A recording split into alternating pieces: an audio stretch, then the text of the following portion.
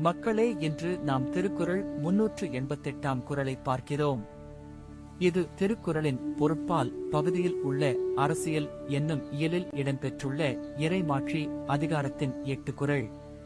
முறை செய்து காப்பாற்றும் மன்னவன் மக்கட்கு இறை என்று வைக்கப்படும். இந்த குறள் சொல்ல வருவது என்னவென்றால், ஆட்சியாளர் தனது நாட்டை காப்பாற்றும் முறைகளை ஏற்படுத்தியால் மக்கள் அவரை இறை போன்றவர் எனக் காண்பார்கள்.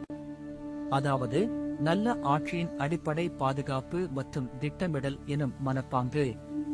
ஏன் இந்த குறள் முக்கியமானது என்றால், இது நேர்மையான ஆட்சியாளரின் குணத்தை பேசுகின்றது மற்றும் நவீன அரசியல் சூழலில் நெறி தலைவர்களின் பாத்திரத்தை வெளிப்படுத்துகிறது.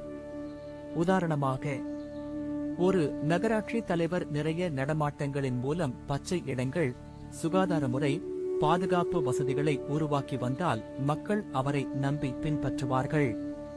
மற்றொரு உதாரணம், ஒரு நிறுவன மேலாளர் ஊழியர்களின் நலனை காக்கும் சட்டங்கள், பயிற்சிகள், பாதுகாப்பு திட்டங்களை உருவாக்கினால் பணியாளர்கள் அவரை மதித்து அதிக உற்பத்தி தருவார்கள். இன்றைய வாழ்க்கையில் இந்த குறளை நாம் பின்பற்றினால் மக்கள் நலனுக்காக திட்டமிட்ட நடவடிக்கைகள் எடுக்க முடியும்.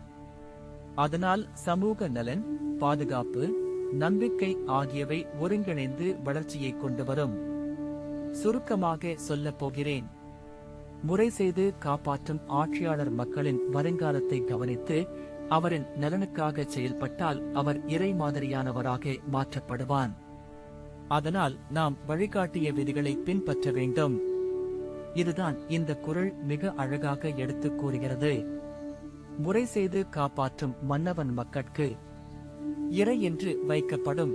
அடுத்த அதிகாரத்தில் மீண்டும் சந்திப்போம்.